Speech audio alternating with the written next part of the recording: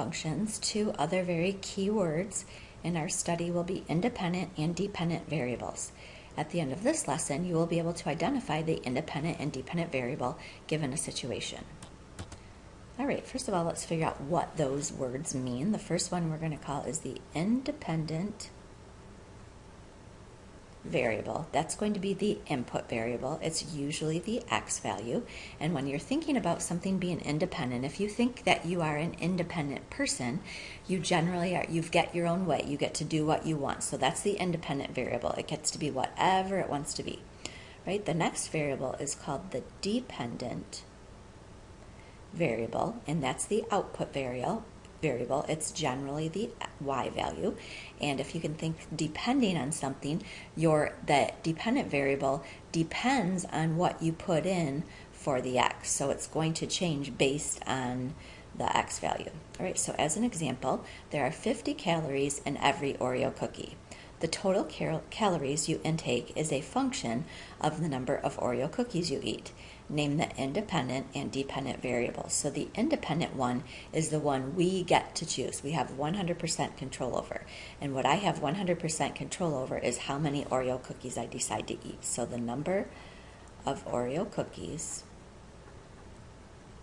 is going to be my independent variable.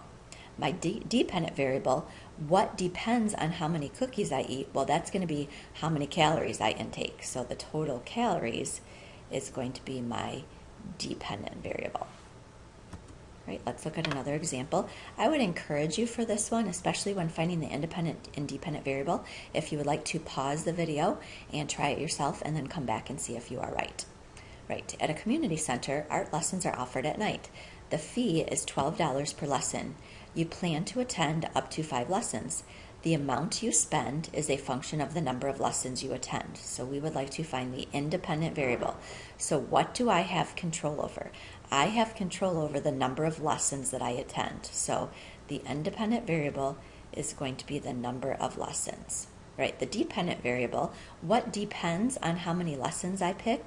It's going to be the amount of money that I spend. So the amount spent is going to be the dependent variable. Notice these don't have numbers in them because they're variables.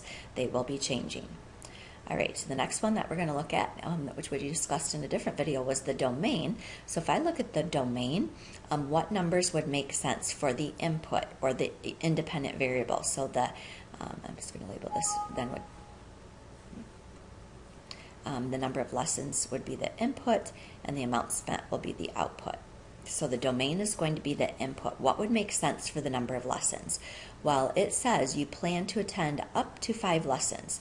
So I could go to no lessons if I really don't like art. I could go to 1 lesson, 2 lessons, 3 lessons, 4 lessons, or 5 lessons. So that would be my domain. Right? My range then is going to be my output, so it's going to be my amount spent. So since the fee is $12 per lesson, if I don't go to any lessons, it's going to be no money. If I go to 1 lesson, it's going to be $12. If I go to 2 lessons, it will be $24. If I go to 3 lessons, it will be $36. If I go to 4, it will be $48. And if I go to 5, it will be $60. So notice those answers depended on how many lessons I chose, and that would be the range. So hopefully now you are very comfortable with independent and dependent variables.